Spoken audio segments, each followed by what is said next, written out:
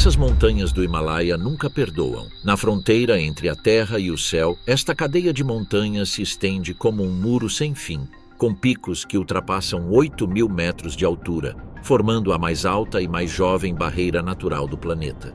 O ar, rarefeito e cortante, obriga suas criaturas a respirar lentamente, como se cada respiração tivesse que ser racionada para sobreviver.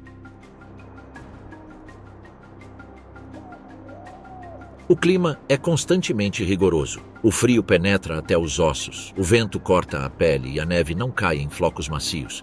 Ela desce como uma massa sólida carregada pelo vento e se acumula nas encostas. O sol não apenas aquece, ele reflete, cru, nas bordas afiadas da rocha cinzenta, e, no entanto, nessas alturas impossíveis, a vida encontra seu caminho. Em saliências impossíveis, o Ibex sobe com postura ancestral, como se a rocha reconhecesse sua passagem. A raposa tibetana, por sua vez, desliza pela neve e pelas rochas com absoluta discrição. Seu rosto largo e achatado parece esculpido pelo vento e pela necessidade de passar despercebida.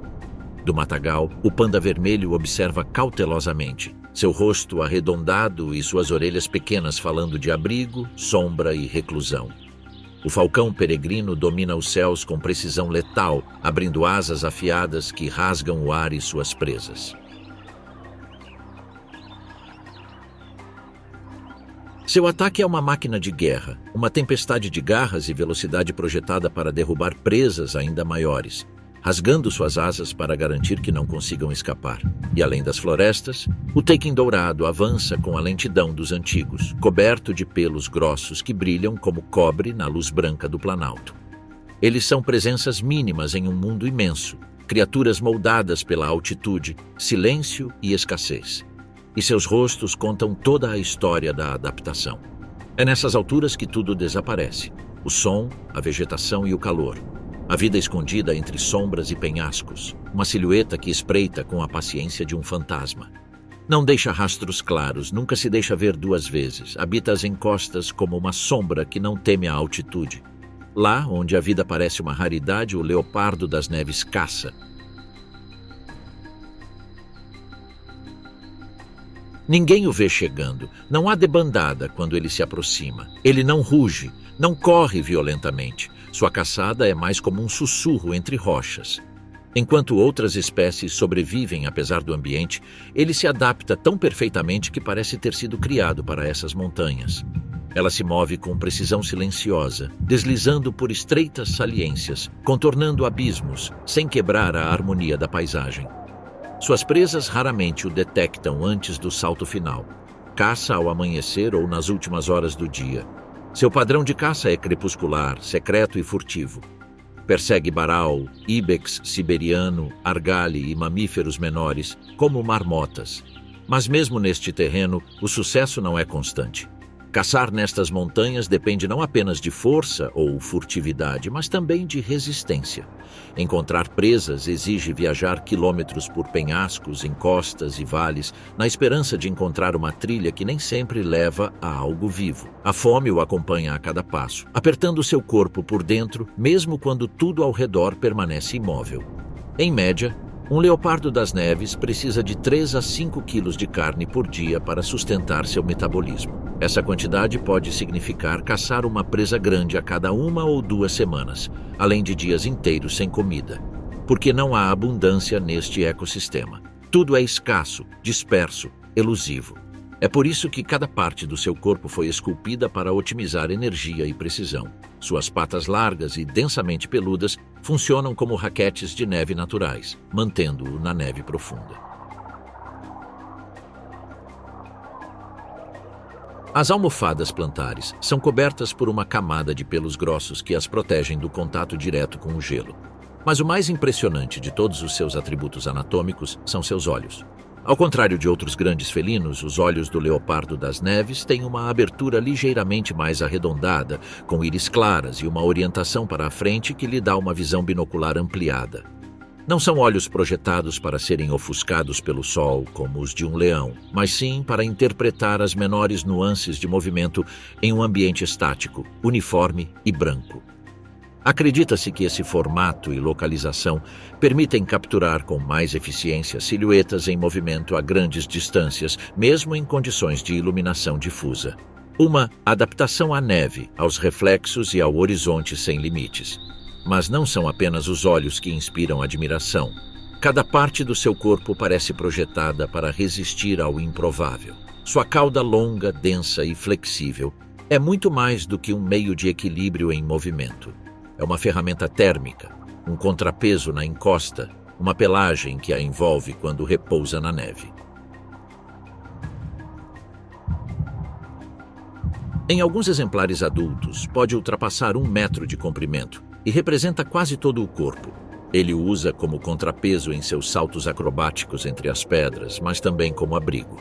Durante o descanso, frequentemente se enrola e cobre o rosto com a cauda, protegendo as áreas mais expostas do ar congelante, já que tudo nele foi projetado para suportar o frio extremo do Himalaia. Essa adaptação térmica não se limita à cauda, ela envolve todo o corpo. Sua pelagem de inverno, uma das mais densas entre os felinos, pode atingir até 5 centímetros de espessura.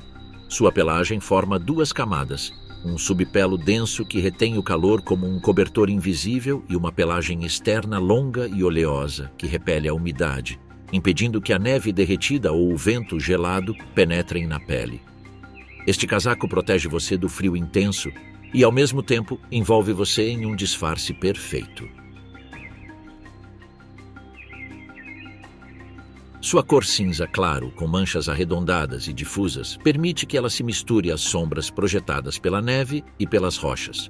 Não brilha, não se destaca, simplesmente se mistura ao ambiente. A temperatura em seu habitat pode cair para menos 30 graus Celsius, mas ele permanece ativo, mesmo durante tempestades de neve. Seu corpo não é simplesmente adaptado, ele está sincronizado com a altitude. Mas a questão mais profunda não é como ele sobrevive, embora isso seja importante. A verdadeira questão é por que, de todos os lugares, ele escolheu o Himalaia para habitar permanentemente. Ao contrário de outros grandes felinos que prosperavam em planícies quentes ou florestas densas, o leopardo das neves migrou para regiões inóspitas. Sua origem evolutiva remonta às terras altas do Planalto tibetano, há mais de 1 milhão de anos, quando algumas linhagens se mudaram da Ásia Central após a expansão das zonas frias durante a Era Glacial. Enquanto outros se estabeleceram em regiões mais temperadas, esse ramo específico penetrou profundamente nas cadeias de montanhas. Ele não fez isso por conforto, mas para evitar competição. Não há tigres, leões ou hienas aqui, há espaço. Há presas pequenas, mas abundantes em certas estações. E, acima de tudo, há silêncio. Esse isolamento geográfico consolidou sua especificidade, mas com o tempo perdeu a capacidade de prosperar em ambientes quentes. Sua pelagem, taxa metabólica e tipo de presa estão inseridos em uma rede ecológica que só existe em altitudes extremas. Ela se move livremente entre 3.000 e 5.500 metros acima do nível do mar, adaptada à falta de oxigênio que prevalece nessas altitudes. Ele caminha lentamente, para e observa. Seu coração bate mais devagar do que o de outros grandes felinos e seu sangue transporta oxigênio com mais eficiência. Ele não desce. Ele não desce aos vales. Ele não busca outros territórios porque não precisa deles. Cada passo que dá entre as fendas e os penhascos não é apenas territorial. É um gesto de permanência. Aqui ele foi formado. Aqui ele foi aperfeiçoado, mas mesmo em seu próprio habitat, ele evita ser visto.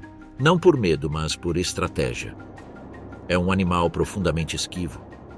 Sua camuflagem, seu ritmo lento e seu comportamento cauteloso o tornam quase invisível ao olho humano. Mesmo pastores que vivem em regiões montanhosas raramente o veem mais de uma vez por ano. Evite humanos, mas também cães selvagens e outras espécies que possam colocar seus filhotes em perigo.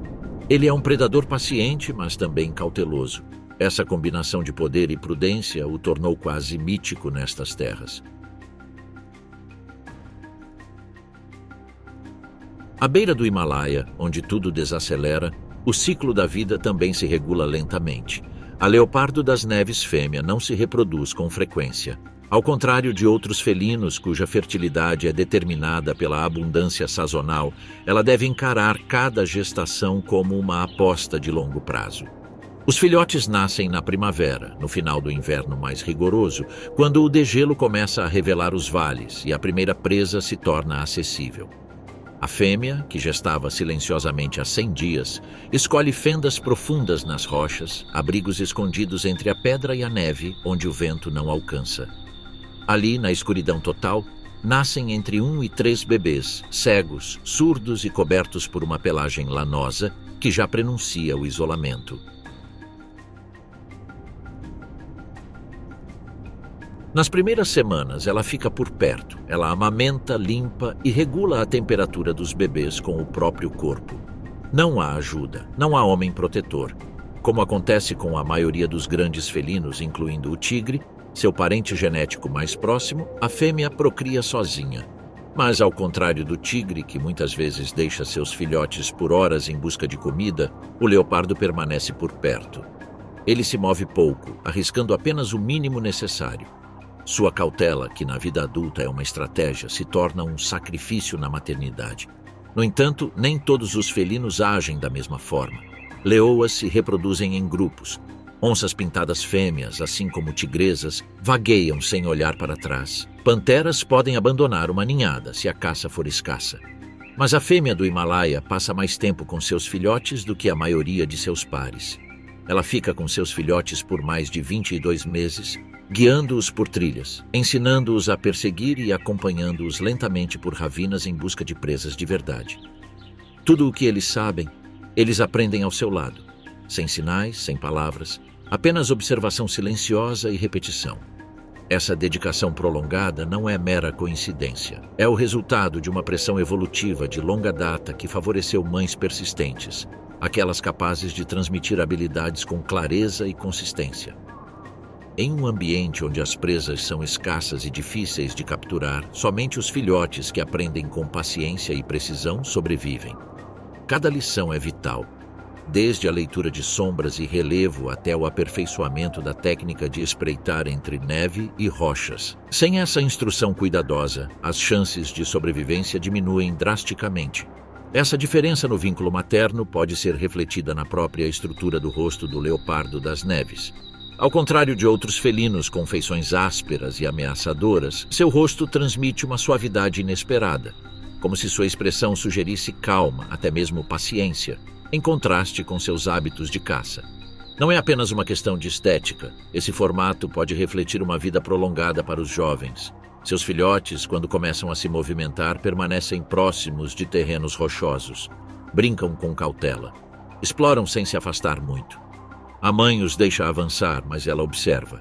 O treinamento é progressivo, eles aprendem a caçar, a ler o terreno, a calcular distâncias. Mas eles também entendem que se mostrar é um fracasso. A sobrevivência começa muito antes do salto, começa com a arte de não ser visto. Com 1 ano e meio de idade, a maioria dos machos começa a se tornar independente. Alguns permanecem um pouco mais, até a fêmea entrar no cio novamente. Então, o distanciamento se torna obrigatório. Não há espaço para 2 adultos no mesmo pedaço de terra.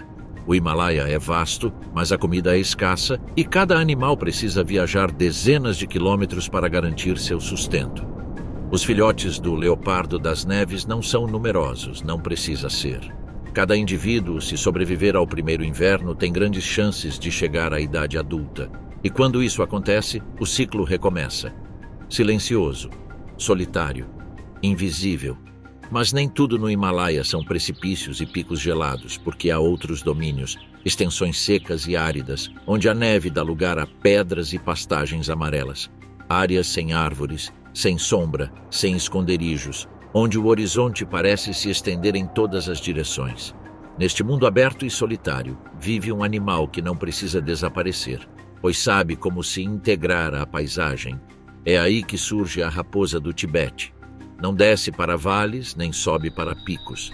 Prefere terras altas, planícies acidentadas e campos rochosos onde o vento sopra implacavelmente. Este ambiente, que para outros é uma prisão, para ele é um refúgio. Há menos competição, menos predadores, mais espaço para caçar sem ser caçado. E, acima de tudo, há presas pequenas, numerosas e esquivas, roedores que exigem uma caça precisa, silenciosa e muito paciente. Uma verdadeira especialidade deste espécime.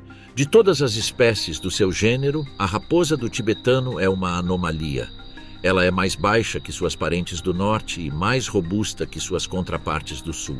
Possui corpo compacto, patas curtas e uma pelagem densa que o protege do frio e do sol das altitudes elevadas. Mas o que mais chama a atenção é seu rosto. Seu rosto não parece feito para o charme. Há algo desconcertante em seu formato, como se a expressão tivesse congelado em uma mistura de suspeita e vazio. Seus olhos amendoados estão inseridos em um rosto plano, quase geométrico. Seu focinho é largo e suas maçãs do rosto proeminentes. Não há doçura nem travessura, apenas um olhar de soslaio, constante e impenetrável. Essa aparência estranha não é um capricho da evolução. Faz sentido. Em um ambiente sem árvores, onde não é possível espiar através de arbustos ou emboscar de cima, a raposa do tibetano precisa ver tudo de baixo. Seu rosto largo lhe proporciona um campo de visão mais amplo. Seus olhos profundos e voltados para os lados permitem que ele detecte movimento sem precisar virar a cabeça. E o formato achatado do focinho favorece um olfato frontal mais direto, ideal para captar rastros frescos em terrenos secos. É, em essência, um rosto adaptado ao stalking. Não caça com a astúcia brincalhona de uma raposa vermelha, nem com a velocidade de uma raposa do deserto. Não há espaço para corridas ou brincadeiras aqui, pois tudo se resume a cálculos. A presa mais comum é o pica, um pequeno mamífero de orelhas arredondadas que se move entre as rochas, coletando capim seco e se escondendo em tocas subterrâneas. Caçá-lo exige mais do que reflexos, exige método. A raposa tibetana começa identificando a área ativa, um traço mínimo de urina ou pedaços frescos de grama mastigada. Então ela se deita. Às vezes dura minutos, outras vezes dura horas. Ele só observa e espera. A paisagem nunca o trai. Sua pelagem, uma mistura de amarelo queimado, cinza e ocre, se mistura aos tons de grama seca e terra. De longe, é completamente indistinguível de uma rocha antiga. De repente, o pica salta para fora. Olha só, ele salta alguns centímetros para fora e depois salta de volta. Mas a raposa não se impacienta. Suas orelhas triangulares e imóveis mal vibram com o som. Cada pequeno movimento é uma informação. Ele sabe com uma precisão assustadora se o pica está perto da superfície ou ainda dentro do túnel. Quando chega a hora, não há aviso. A raposa se lança bruscamente e desfere uma mordida precisa e breve, prendendo a raposa pelo pescoço sem gerar mais tensão do que o necessário. Após a caçada, a raposa continua sua rotina sem pausas ou rituais. Muitas vezes, ela se retira com a presa no focinho, carrega-a para uma fenda entre as pedras e se alimenta tranquilamente.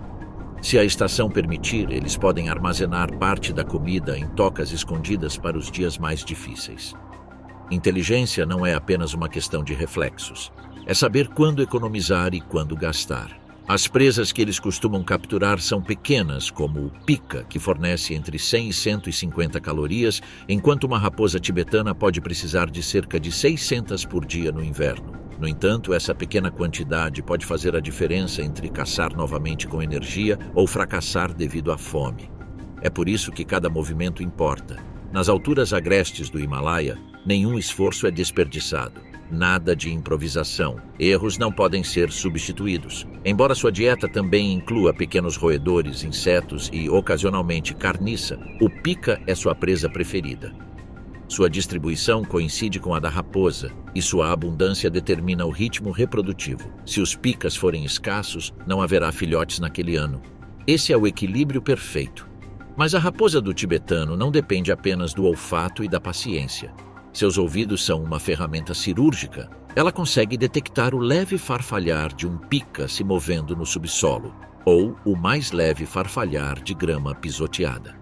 Esse refinamento sensorial não é compartilhado por todos os seus parentes. Enquanto outras raposas usam a visão como guia principal, esta ouve e cheira antes de ver.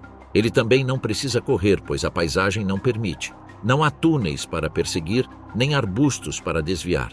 Então, tudo depende de um primeiro salto certeiro. Se falhar, a presa foge e esse predador astuto não persiste. Simplesmente retorna ao seu ponto de observação. Sempre há uma oportunidade de explorar outras tocas, pois ele sabe muito bem que há muitos roedores naquele lugar. É assim que a jornada da raposa tibetana se desenrola. Longe de ser uma série de tentativas fracassadas, é um processo repetido de perfeição contida. Ele não é um caçador espetacular. Nem precisa ser. O forte dele é eficiência, persistência e sutileza. Quando o sol se põe e o vento sopra novamente pelas planícies, a raposa recua.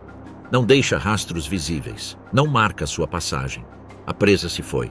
A cena não existe mais. Resta apenas a certeza de que, naquela terra aberta e árida, há um caçador que não pode ser visto, mas que está sempre lá. Um corpo que não ruge nem corre. Uma silhueta que não se destaca, mas cujo rosto é impossível de esquecer, marcado pela paciência e precisão que definem sua existência. Além das planícies onde a raposa tibetana se esconde, a neve não é mais suficiente para explicar o que está acontecendo aqui. Não é só o frio, há algo mais que transforma aqueles que ousam habitar esta região. O Himalaia não é apenas uma cadeia de montanhas, é uma máquina que esculpe formas vivas. Nessas alturas, os animais não apenas sobrevivem, eles se transformam.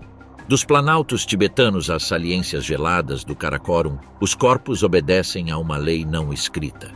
Nesta região, músculos, ossos e órgãos foram moldados por forças que em outros lugares mal tocam a pele, mas aqui esculpem cada linha da vida com precisão cirúrgica.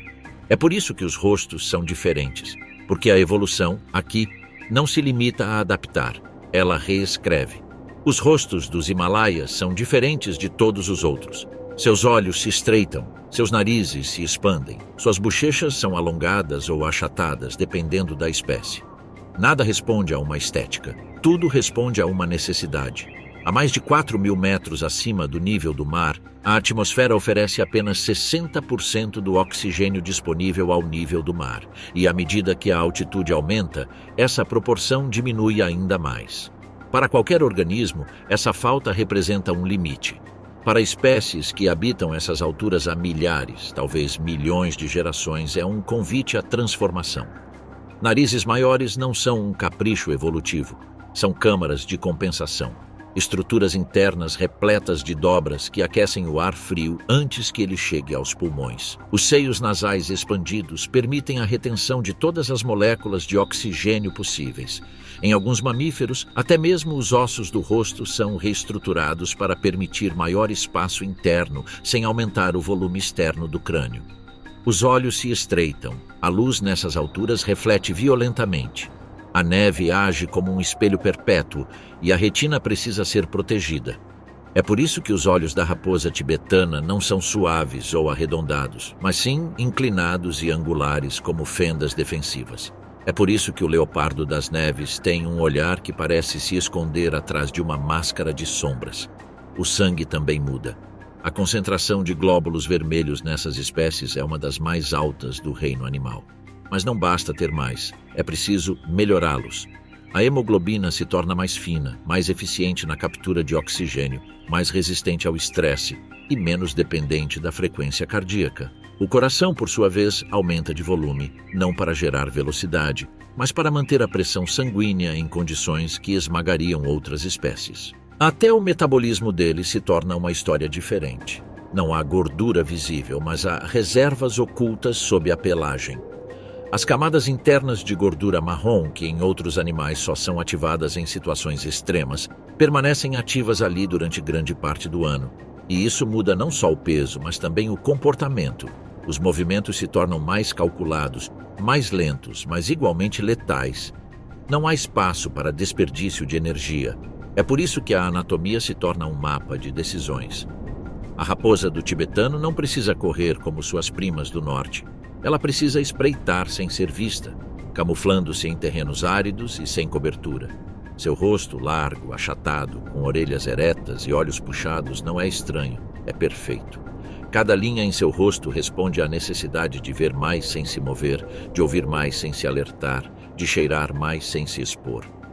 O leopardo das neves não precisa rugir, Ele precisa resistir. Sua cauda, tão longa quanto um chicote de fumaça, serve para equilibrar cada salto, mas também para cobrir seu rosto quando dorme na neve. E eles não estão sozinhos.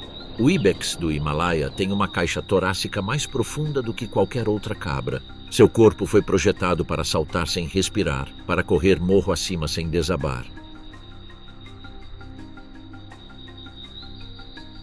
Mas então surge a pergunta inevitável: por que aqui? Por que no Himalaia e não em outras regiões frias como o Ártico ou a Antártida? Porque nesses terrenos o frio não é o único inimigo. O Himalaia combina altitude extrema, temperaturas brutais, flutuações diárias de temperatura de até 30 graus, baixa pressão atmosférica, terreno vertical e disponibilidade irregular de alimentos. Juntos, todos esses componentes geram uma pressão evolutiva constante, total e implacável. Em outros ambientes, a adaptação é específica, ao frio, ao calor, à seca, mas aqui a adaptação é completa. E isso molda as coisas. O urso polar, embora viva em temperaturas mais baixas, assemelha-se aos seus parentes por viver ao nível do mar, onde a pressão e o oxigênio são os mesmos. A onça-pintada americana e o leopardo africano compartilham mais características porque seus ambientes, embora diferentes, não forçam uma transformação anatômica radical. Mas no Himalaia, as espécies não apenas sobrevivem, elas mudam. Elas são o que o ambiente permite que sejam, ou melhor ainda, o que o ambiente as força a ser. Não é que a raposa tibetana tenha escolhido uma forma, é que as planícies secas e frias a esculpiram, geração após geração, até que ela não se parecesse mais com nenhum de seus parentes. Não é que o leopardo das neves decidiu se tornar furtivo e fantasmagórico. É que o ar, a rocha e o frio o empurraram para essa forma sem outra escolha a não ser se adaptar ou desaparecer. É por isso que os rostos mudam e os ossos se reorganizam. Porque nesta região, onde tudo é subida, o caminho é o destino. E o destino é implacável. Mas nem todas as criaturas nascidas nas alturas foram abençoadas com a elegância do leopardo das neves ou a astúcia da raposa tibetana. Alguns foram simplesmente condenados a persistir, para ocupar um canto menor da história, existir fora do esplendor. Nessas terras que recompensam a adaptação extrema com formas majestosas, também existem corpos que parecem alienígenas, desajeitados, incompletos. Parece que a evolução se cansou no meio do caminho e perdeu o interesse. Lá está ele, sozinho, com uma expressão que parece um erro, o gato de palas. Falar deste felino é falar de uma anomalia. Seu rosto desproporcional parece não lhe pertencer. As orelhas caem para os lados, como se estivessem se escondendo do mundo. Os olhos são imensos, fixos, cheios de uma estranheza perturbadora. O maxilar parece tenso, preso numa careta que nunca muda. Não há doçura nessa expressão, nem ferocidade, apenas algo que lembra tédio. E não é apenas uma questão de aparência. Seu crânio, medido e estudado, apresenta uma arquitetura incomum entre os felinos. É mais largo do que longo, com arcos zigomáticos achatados e um volume cerebral reduzido em comparação com outras espécies semelhantes. Suas pernas, tão curtas que sua barriga toca o chão ao caminhar, o impedem de pular ou correr com eficiência. Em outras palavras, o gato de palas parece ter sido projetado para não se destacar. Em qualquer outro ecossistema, tal animal seria uma presa fácil. E, no entanto, aqui está ele. Não domina, não deslumbra, mas sobrevive. Habita as estepes congeladas e áreas rochosas da Mongólia e partes do Himalaia. Esconde-se entre rochas, sob arbustos secos, em fendas profundas onde o sol mal penetra. Seu dia começa quando os raios já incidem sobre os picos, mas prefere as horas sem graça. Ele não busca ser visto ou confrontado, muito menos por suas presas. Ele não caça animais grandes. Ele não consegue. Suas pernas não lhe favorecem. Seu corpo compacto também não. Ele não é um caçador veloz nem um perseguidor incansável. Mas, apesar de todos esses defeitos anatômicos, sua pelagem é uma obra de precisão climática. Possui a pelagem mais densa entre todos os felinos do planeta. Sua espessura pode ultrapassar 7 centímetros no inverno, com até 9.000 pelos por centímetro quadrado em algumas áreas do corpo. Este abrigo o torna uma criatura silenciosa, isolada do vento, invisível contra o fundo rochoso. No entanto, esse privilégio tem um custo. O calor que ele retém não se dissipa facilmente. No verão, eles devem se refugiar na sombra ou em cavidades subterrâneas, como se seu próprio corpo fosse um inimigo do clima. Ainda assim, há dias em que o instinto o leva a tentar. Agachado entre as pedras, meio fora da sombra, seu corpo tenso e seus ouvidos imóveis permanecem em silêncio absoluto. A poucos metros de distância, um roedor emerge de seu abrigo. O olhar do gato de pala se estreita, não há barulho, nem movimento. O felino calcula, já fez isso centenas de vezes. Rasteja com uma desajeitada e furtiva. Uma pedra se solta sob sua pata, um clique quase inaudível. Mas chega. Sua presa se vira, congela por um momento e em menos de um segundo desaparece nas rachaduras. O gato de palas não o persegue, não tem como. Uma corrida inútil só lhe custaria energia que ele não consegue recuperar. Ele fica parado, com a cabeça levemente abaixada, como se o que o pesasse não fosse o fracasso, mas a vergonha. Sua expressão não muda, mas a mensagem é clara. Naquela noite, ele provavelmente não comerá. Talvez amanhã também não. E nessas altitudes, um dia ruim pode significar a diferença entre sobreviver ao inverno ou não sobreviver. Mas o sol ainda não se pôs, e os picas estão em abundância. Ele tenta mais uma vez. Desta vez, o terreno o favorece. O vento muda. A presa parece confiante. O salto é curto, brutal, desajeitado, mas eficaz. O pica não grita, ele simplesmente desaparece. No entanto, uma pica não é suficiente.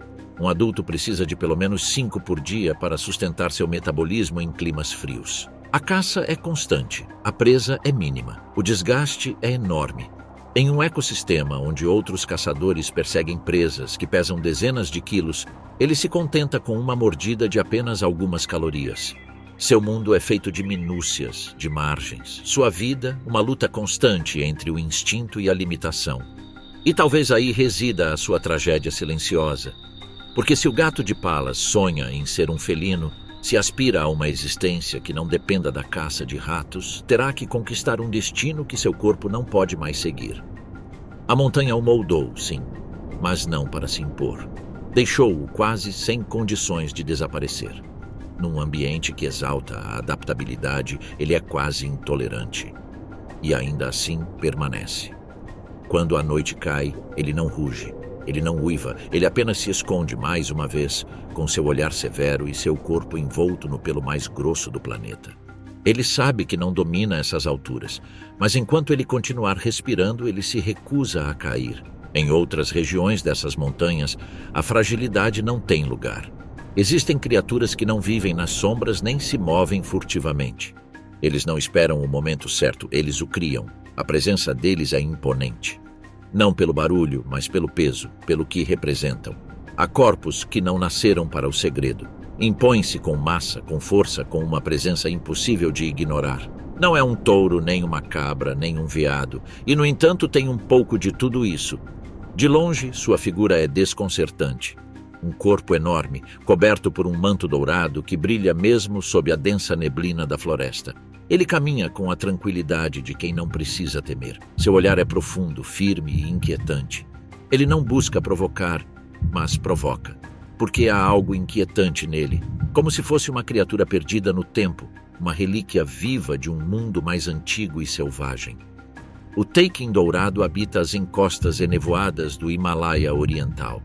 Ele se move entre florestas nubladas, desfiladeiros enevoados e encostas íngremes cobertas de musgo escorregadio.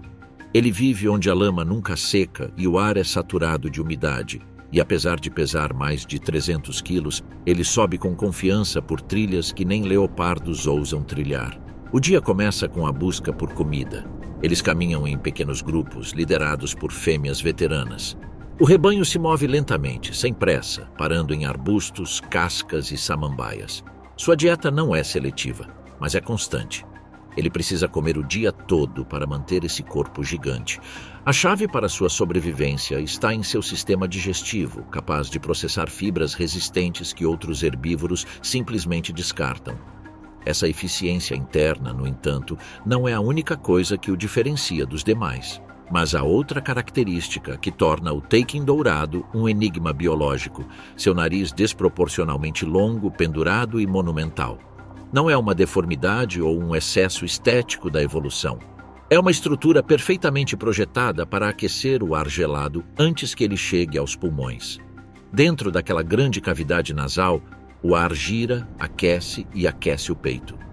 Em altitudes onde respirar pode ser doloroso, essa adaptação faz a diferença entre a vida e o colapso. Sua pelagem também responde aos rigores dessas montanhas.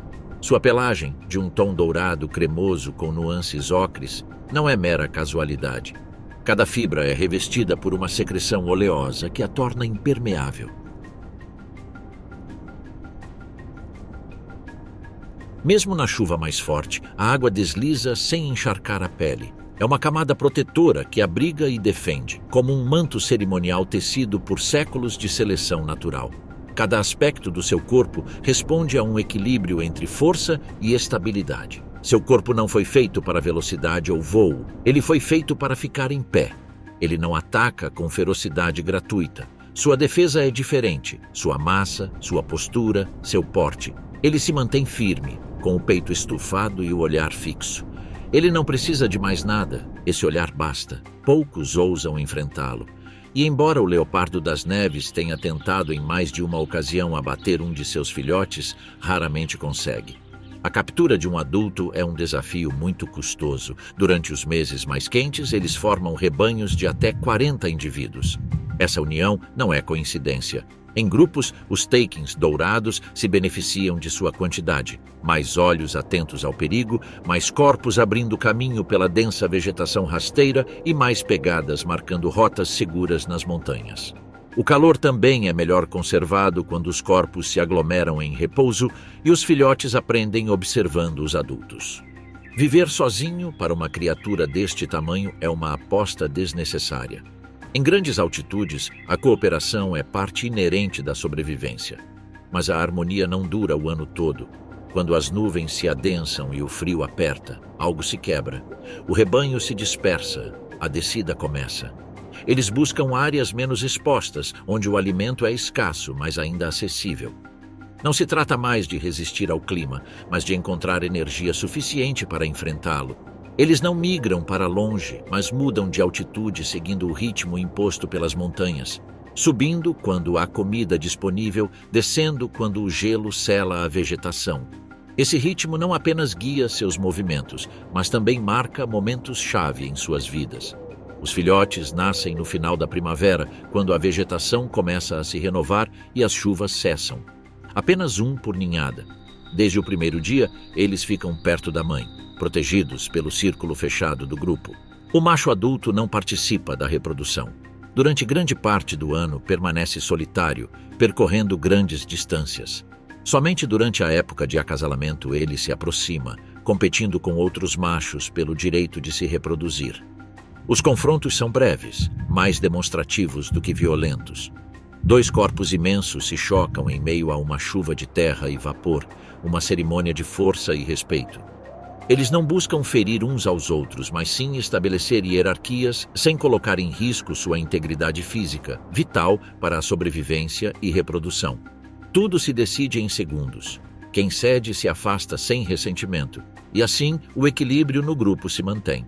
Esse equilíbrio, vital para a sobrevivência, também se reflete em seu corpo. A anatomia do taking é projetada para a resiliência. Suas pernas curtas, porém musculosas, e cascos largos e com bordas ásperas permitem que ele se agarre a solos instáveis. Sua espinha robusta e compacta suporta seu peso sem dificuldade mesmo em encostas íngremes. E seus chifres curtos e curvados para cima não foram projetados para matar, mas para alertar. Não há predadores diretos capazes de caçá-lo regularmente. Nem mesmo os humanos o perseguem persistentemente. É difícil de encontrar e ainda mais difícil de matar, mas seu verdadeiro inimigo não é um predador. É o isolamento, a fragmentação de seu habitat, a pressão humana e o lento desaparecimento dos corredores ecológicos que o conectavam a outros rebanhos.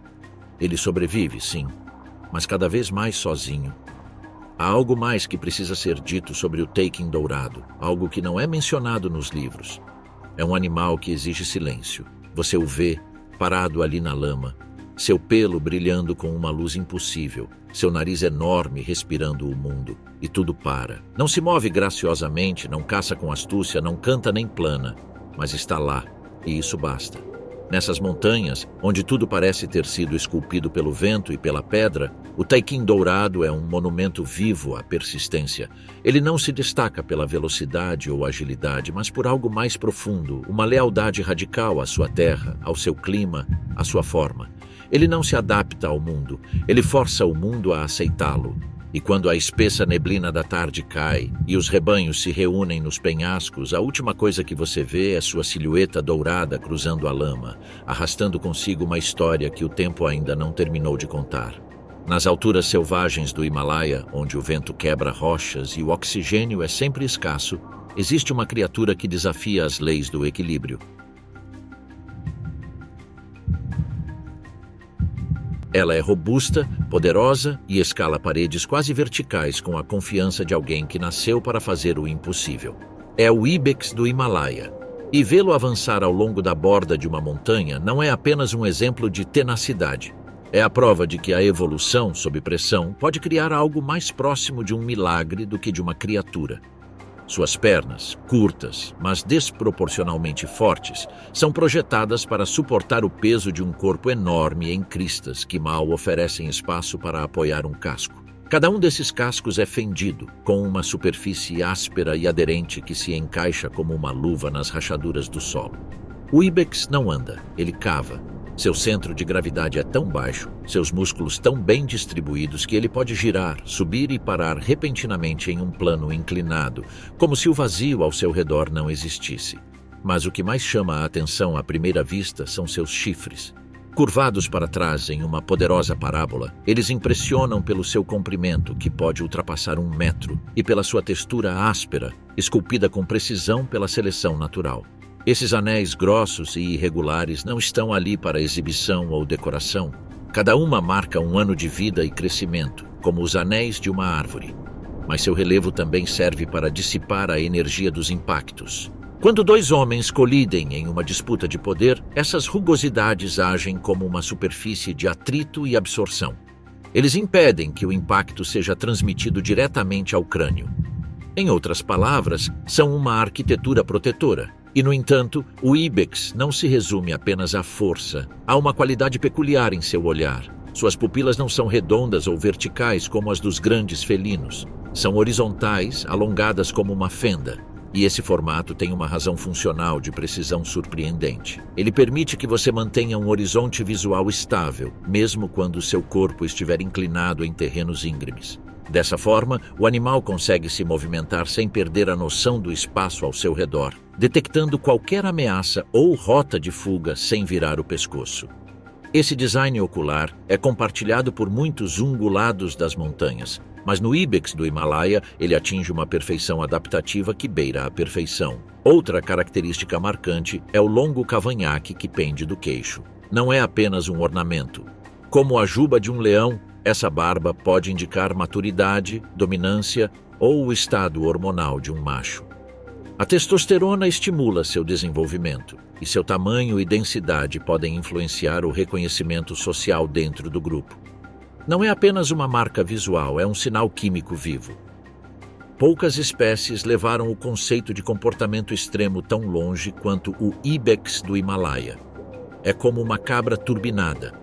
Um herbívoro que, devido ao terreno brutal, teve que evoluir como se sua vida dependesse a cada segundo de um salto preciso, tração perfeita e controle absoluto do ambiente. Em outro habitat seria apenas mais um animal. Aqui é uma obra-prima de adaptação. Em uma manhã gelada, quando o sol mal toca os cumes do vale, um leopardo das neves surge de uma saliência alta. Ele caminha silenciosamente, suas patas acolchoadas mal deixam marcas. Observe um grupo de ibex pastando entre as rochas. Ele escolhe o mais jovem, o mais distraído. Desce a ladeira, agachado, e no momento certo lança seu ataque. Mas o grupo consegue reagir a tempo. O macho dominante ataca sem hesitar, intervindo com uma reviravolta violenta. Ele não busca uma briga, mas sim um tempo. Com um único bufo e um salto devastador, a subida começa. Suas patas traseiras se movem em sequência e em segundos ele está escalando uma parede vertical que parece se recusar a ser escalada. Os músculos dos ombros se expandem, seus cascos agarram saliências invisíveis e cada movimento é exato e calibrado. O leopardo não o segue. Ele o observa desaparecer no ar, sabendo que aquele terreno não lhe pertence. O ibex desaparece atrás de uma rocha, como se fosse absorvido pela própria montanha. E esse momento resume tudo. Seu corpo não foi feito para correr nas planícies, nem para lutar em campos abertos. Foi feito para se fundir com a terra, para escapar para onde ninguém mais pode segui-lo.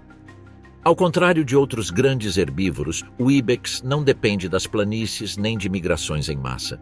Prefere adaptar-se ao ritmo do terreno. Nos meses mais quentes, desce para os vales, onde a vegetação é mais abundante. No inverno, sobe para as encostas, onde o sol incide diretamente. Ele se move entre altitudes extremas, num vai e vem silencioso que segue o gelo e o sol mais do que puro instinto. Socialmente, os grupos são compostos por fêmeas, jovens e alguns machos jovens. Os adultos mais poderosos frequentemente se separam ou formam pequenos grupos de machos. O respeito hierárquico é estabelecido por meio de posturas, bufos e ataques controlados. A violência raramente irrompe sem aviso. Em sua rotina diária, o ibex forrageia entre a vegetação esparsa, líquens, gramíneas resistentes e brotos que crescem em fendas. Seus dentes são capazes de triturar matéria vegetal resistente, e seu sistema digestivo é otimizado para extrair nutrientes até mesmo de alimentos de baixo valor energético. Mas o mais fascinante sobre este espécime não é sua dieta ou sua rotina, é seu silêncio. É sua maneira de habitar o inóspito sem desafiá-lo. Ele não busca controlar a montanha, mas sim se misturar a ela. Não desafia os elementos, torna-se um deles. Em um mundo onde muitos animais evoluíram para se destacar, o ibex do Himalaia escolheu um caminho diferente, o do equilíbrio perfeito entre corpo e ambiente, camuflagem sem rendição, força sem ruído, e assim, dia após dia, ele continua a escrever sua permanência na pedra como uma criatura que pertence mais ao Himalaia do que à terra. Nessas terras antigas, até o lobo é diferente. Nem maior, nem mais rápido, nem mais musculoso. É outra coisa. O lobo do Himalaia não compete com seus parentes norte-americanos, europeus ou asiáticos. Falta-lhe a majestade, nem as mandíbulas colossais. Tem algo ainda mais raro, um corpo despojado de tudo o que é desnecessário. Ele mudou tudo por meio da resistência e da adaptação. Em altitudes onde o oxigênio é escasso, o lobo moldou seu corpo para atuar sem desperdiçar energia. Com uma constituição mais leve, pernas delgadas e um focinho mais refinado, ele reduziu a massa que poderia minar sua força. Sua musculatura é compacta e eficiente, projetada para conservar energia em um mundo onde respirar já é um desafio. Embora sua pelagem não seja tão espessa quanto a de um leopardo, ela cumpre sua função: protegê-los sem desperdiçar mais energia do que o necessário. Cada detalhe de sua anatomia é produto de uma evolução que não deixa espaço para excessos. Seu olhar é desconfiado, não há docilidade nem nobreza neste animal. É um habitante de ambientes hostis, um que teve que se refugiar em matilhas menores, não por temperamento, mas por necessidade. Não há comida suficiente para sustentar os grandes grupos de caça típicos de outros lobos. E, no entanto, ele caça, ele mata, ele se defende. Quando se move, não o faz com a força dramática de seus parentes canadenses ou do Alasca. Não há nada de épico aqui, apenas persistência. Há economia e cálculo em seus movimentos. Cada passo economiza calorias, porque cada passo conta. Seu território é vasto, mas fragmentado. Eles precisam navegar entre encostas congeladas e passagens de montanha que ficam abertas apenas algumas semanas por ano, em uma altitude brutal onde quase nenhum outro mamífero de grande porte ousa se estabelecer. O lobo tibetano conseguiu demarcar seu território e não vai desistir. Um bezerro aparecerem desprotegidos, eles espreitam, eles cercam, eles atacam à noite ou ao amanhecer cinzento, quando o vento esconde seus passos. A vantagem está no inesperado. Ao contrário de outros lobos, que podem cansar suas presas em longas corridas, este aprendeu a atacar com rapidez, precisão e sem perder tempo. Você não pode arriscar se machucar ou fracassar por muito tempo. as oportunidades não são abundantes. E se você fracassar, você estará com... É nessa fome que o lobo do Himalaia se revela. Não como um líder ou um guerreiro, como uma fera moldada pelo rigor, esmagada pelo ambiente e ainda presente. Há uma violência sóbria nele, uma brutalidade sem espetáculo. Numa noite sem lua, 3 figuras rastejam pela neve. Não há uivo, nem sinal, apenas sombras. No alto da encosta, uma cabra selvagem dorme com seus filhotes enrolados ao seu lado. Os lobos avançam, um na frente, 2 nas laterais. Não há espaço para erros. Se falharem, o dia seguinte será preenchido com um vazio. E nem todos conseguem sobreviver à fome. Mas desta vez, a estratégia funciona. O ataque é limpo. Os filhotes mal têm tempo para reagir. E quando tudo acaba, não há júbilo. Apenas carne abundante e um leve tremor de vida escapando pelas mandíbulas. A noite, por uma vez, pertence a eles. Ao contrário do leopardo ou da águia real, este predador não foi criado para surpreender. Foi criado para resistir, e talvez esse seja o seu maior feito. Porque nas alturas só quem não desperdiça nada consegue ficar de pé. E é nessas mesmas altitudes, onde até as nuvens se tornam escassas, onde a luz parece aguçar entre as rochas, e o vento corta como vidro, algo irrompe com uma fragilidade que inquieta. Um flash em preto e branco desliza delicadamente sobre o abismo, deslizando pelos ventos imprevisíveis do Himalaia. Não é um pássaro, nem um floco de neve à deriva. É uma borboleta, Parnassius epaphus, uma espécie de altitude elevada, adaptada para sobreviver em condições extremas de frio e vento. Vive onde quase nada voa. Seu habitat se estende acima de 3.500 metros acima do nível do mar, em áreas onde os verões são tão curtos que mal duram uma geração. Mas ela persiste. Ela foi esculpida por um ambiente brutal e isso a transformou em algo diferente de qualquer outro de sua espécie. Seu corpo é compacto, coberto por escamas que exibem padrões únicos de manchas brancas, pretas e vermelhas, e também funcionam como isolante térmico. Suas asas, que podem parecer frágeis para olhos destreinados, são reforçadas com uma textura mais espessa do que as de outras borboletas, uma adaptação específica para suportar o ataque de rajadas de frio que poderiam arrancá-la do ar, se tivesse o desenho de uma espécie comum. Mas sua forma não se resume apenas à resistência. É elegância sob pressão. Seu voo é baixo, preciso, nunca errático. Ele plana não por prazer, mas por necessidade. Nessas altitudes, cada batida de asa conta. Cada voo de flor em flor é um gasto de energia. Esta borboleta não desperdiça, nem improvisa, nem mesmo em sua anatomia.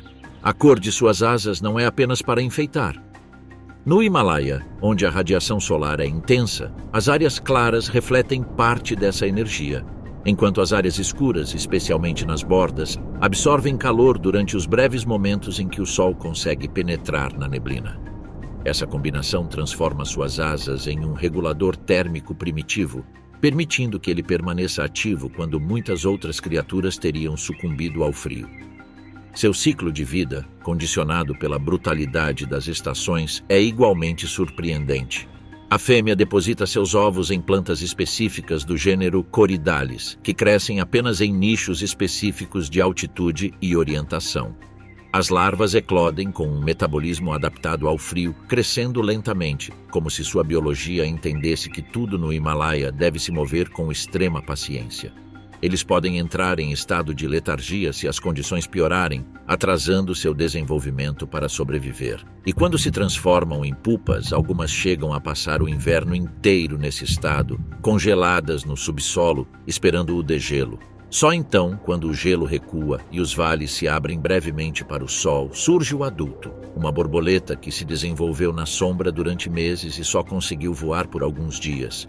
E é lá, nesses poucos dias, que a borboleta dança entre pedras e abismos.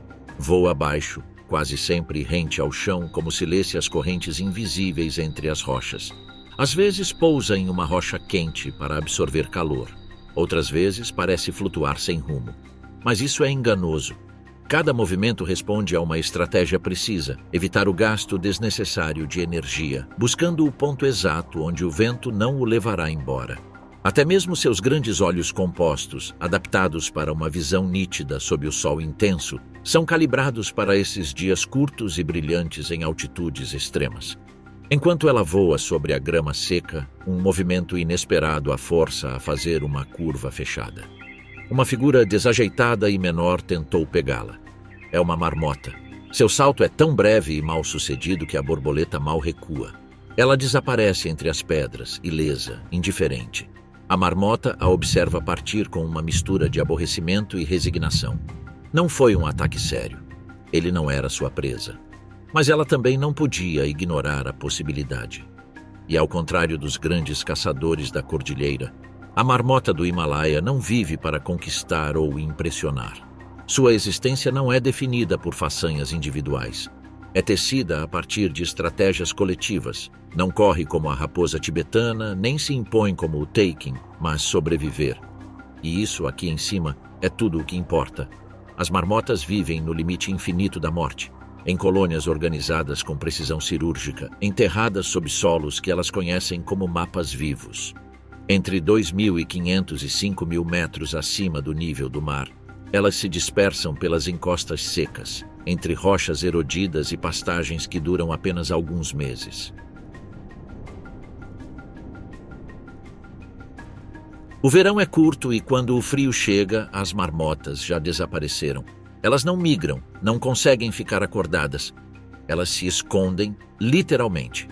No subsolo, em complexos sistemas de túneis que podem ultrapassar 10 metros de comprimento e mais de 2 metros de profundidade, eles se amontoam em câmaras comuns, pressionados uns contra os outros, compartilhando calor, reduzindo seus batimentos cardíacos a um punhado por minuto, desligando seu metabolismo ao mínimo necessário para escapar da morte. A temperatura corporal cai e o consumo de oxigênio se ajusta. A hibernação não é apenas uma pausa para essas criaturas. É um feito fisiológico, orquestrado por um maquinário genético aprimorado ao longo de milhares de gerações. Genes que regulam a apoptose, a regeneração celular e a eficiência energética. Tudo isso em um animal que pode pesar apenas alguns quilos. E quando a letargia acaba, nada é garantido. Mas a luz, o gelo cede, o sol retorna, e com ele, a possibilidade de recomeçar. Durante os meses mais quentes, suas vidas são uma corrida em direção à gordura. Cada passeio é um risco calculado. Águias os observam de cima. Raposas tibetanas os observam das fendas.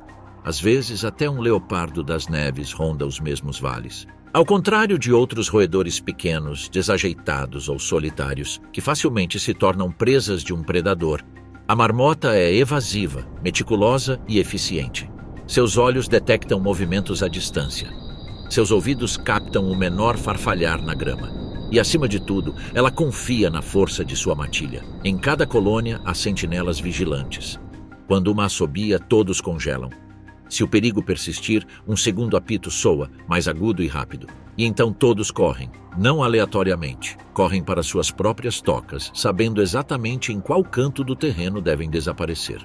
Mas eles não são definidos pelo medo, são guiados pela memória, sustentados pela estratégia e salvos pela eficiência. Uma marmota precisa ganhar peso suficiente para sobreviver por mais de 6 meses sem comer ou se mexer. Isso requer entre 4 e 6 quilos de gordura armazenada. Para conseguir isso, você deve consumir centenas de plantas selvagens de alta energia e selecioná-las com sabedoria. Nem todas as ervas são criadas iguais e não há tempo suficiente para cometer erros. Seus corpos foram moldados para essa corrida contra o tempo. Sua pelagem é espessa, quase impermeável ao vento, com um subpelo que retém o calor mesmo quando as temperaturas caem abaixo de 20 graus abaixo de zero. Como todos os roedores, seus dentes nunca param de crescer, mas suas mandíbulas são fortes o suficiente para cortar raízes duras, caules fibrosos e até cascas finas quando os recursos são escassos.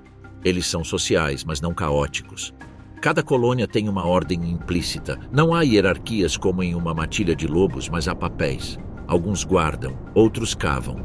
As mães cuidam dos filhotes em tocas secundárias. Os machos geralmente se tornam mais solitários fora da época de acasalamento, e alguns se isolam, mas todos entendem que o grupo é a garantia. Sem ele, ninguém sobrevive. E, no entanto, mesmo cooperando, aperfeiçoando sua arquitetura social e exibindo uma inteligência silenciosa, a marmota do Himalaia permanece para muitos apenas uma presa. Uma que sibila antes de morrer. Uma que corre, que treme, que se esconde. Uma que existe apenas para ser devorada pelos outros. Mas esse julgamento é injusto. Porque sobreviver no Himalaia não é papel de vítima. É a confirmação de que a inteligência também pode assumir formas inesperadas, que nem todo animal admirável tem presas, que o coração de uma presa também pode bater com a mesma força que o de um caçador. E então, quando o sol se põe atrás das montanhas, a marmota que não pegou a borboleta retorna para sua toca. Ela já comeu o suficiente. Suas reservas estão quase completas. O inverno está se aproximando e ela também está preparada para ele. No Himalaia, essa é a vitória mais verdadeira de todas, nas alturas mais implacáveis do Himalaia, onde a vida se contrai em músculos precisos e a morte se torna método. Uma sombra alada reina, cortando o céu como uma lâmina. Não há erro, nem misericórdia. Apenas velocidade, cálculo e força letal que desce velozmente do céu. O falcão peregrino não precisa anunciar sua presença. Seu voo não é para a exibição, é para a guerra. E todo o seu corpo foi esculpido pela evolução para executar com perfeição brutal uma única ideia: matar. Desde seu crânio aerodinâmico e musculatura compacta até o design curvado de suas asas, tudo nele é otimizado para alcançar um feito que nenhum outro animal consegue reproduzir: romper o ar em um mergulho que pode exceder 300 km por hora. O mais impressionante, no entanto, não está na forma, mas na aparência. As pupilas completamente pretas do falcão peregrino não são mera coincidência estética. São funis de sombra, projetados para absorver a luz sem perder a nitidez no meio do mergulho. Nessas velocidades, qualquer clarão pode ser fatal. Aqueles olhos abismais permitem que ele leia o mundo sem interrupção, com uma precisão óptica que beira o impossível. A 1.500 metros de distância, ele pode detectar presas do tamanho de um pardal, calcular sua trajetória com um cérebro adaptado para processar geometria em movimento e executar sua descida com precisão implacável. Seu ritual de caça começa no ar. Ele voa alto, alheio ao barulho do vale, atento a qualquer leve bater de asas entre os arbustos ou pedras baixas. Ele avista um pequeno pássaro se movendo entre os arbustos dispersos. Daquela altura, não há som ou aviso. O falcão recua e cai. Sua descida é uma linha de pura violência contida. Em vez de atingir de cima, ele manobra para além do alvo e ataca de baixo e de trás, liberando toda a sua energia cinética em uma única colisão que o fratura e o estilhaça. O golpe não mata, imobiliza, e então o imperdoável começa. Ele não devora sua presa instantaneamente. Esta tarde, sobre uma rocha gelada, ele a segura com uma garra e esmaga sua cabeça contra o chão com a outra. O pássaro, consciente e respirando, treme sob a pressão. Ele arranca uma asa com um movimento brusco, depois a outra. Ela o depena lentamente, não por crueldade, mas por estratégia. Ela quer que ele continue vivo. Seus filhotes estão prestes a chegar, e a carne fresca pesa mais do que qualquer carniça quente. O corpo minúsculo, agora sem saída, é um mero fragmento do que um dia foi. Não há canto, nem fuga. Apenas um silêncio suave, interrompido pela respiração ofegante de sua vítima. Ela o deixará morrer por mais algumas horas, se necessário. Assim, quando o sol se pôr atrás dos picos nevados, ela retornará ao ninho carregando não apenas comida, mas também uma lição. Aqui, você sobrevive sendo mais implacável do que o ambiente ao seu redor. Não há outra criatura no Himalaia que combine tão brutalmente beleza, aerodinâmica e crueldade. O falcão peregrino não é um pássaro, é uma bala viva com cérebro, uma sombra que só aparece quando é tarde demais. Um assassino perfeito forjado à beira do abismo. Enquanto ele domina o ar com velocidade letal nas alturas silenciosas e pedregosas, outro caçador se move com uma calma devastadora. Um leopardo das neves avança sem pressa ou barulho. Ele não corre, não ruge, apenas sobe. Atrás dele, o mundo se dissolve em precipícios e nuvens varridas pelo vento. À frente, Uma placa quase imperceptível, uma trilha que ninguém mais vê. Ele não sabe a quem pertence, não conhece seu rosto nem seu cheiro completo, mas conhece o ritmo de seus passos, a leve pressão que deixa na neve enquanto caminha, um sutil movimento de suas garras na pegada como se estivesse dançando enquanto caminha. São detalhes invisíveis para qualquer outra pessoa, mas este macho o segue com a certeza de quem não busca, mas reconhece. A montanha o saúda sem hesitar. Sua pelagem espessa, adaptada a essas altitudes, mal consegue conter a rajada de gelo. Cada passo é uma batalha para ele. O frio não é sentido. Ele prevalece, passando por ele sem permissão. Não há trégua aqui. Não são aqueles que querem sobreviver, mas aqueles que se recusam a se render. E esse felino insiste. À medida que você sobe, os sinais se tornam mais claros. Arranhões em uma pedra. Um leve perfume preso na geada. O vento a leva embora, mas não a apaga completamente. Cada partícula fala com ele e ele escuta, porque algo em seu corpo lhe diz que está perto, muito perto. Mas ele não é o único. Outro macho sentiu o mesmo cheiro. Maior, mais forte, mais jovem. Suas marcas também estão no gelo. Ele é um rival, não por escolha, mas por natureza. Porque aqui, lá no alto, só um pode ficar. Não há espaço para dúvidas, nem mesmo para dois pretendentes. O encontro é inevitável. O confronto não tem honra nem regras. Não há dança, não há avisos. Apenas uma explosão repentina de músculos, garras e presas. Corpo contra corpo, peso contra pedra. Um luta para ganhar, o outro para se manter. Eles chafurdam na beira do abismo e a neve se torna cinza. Mas o mais novo cede. Não por covardia, mas por instinto. Ele entende que nem toda recompensa justifica uma separação. Ele dá um último grunhido e desaparece nas sombras. O leopardo vitorioso não comemora, porque ainda não há triunfo, só fadiga. Suas costas feridas respiram com dificuldade, mas ele continua, porque a montanha ainda não terminou de exigir tudo dele. Ao chegar ao cume, a paisagem se abre como um segredo. Tudo é coberto por uma tênue luz azul dourada. E ali, entre as dobras de rocha e gelo, a fêmea aguarda. Ela não se vira, ela não o chama, mas ela percebe sua presença. Ele também sabe disso. O vento traz consigo o cheiro de uma presa fresca, sangue fresco, o prêmio pelo qual ela também lutou. Mas ele não olha para a carne, ele olha para ela.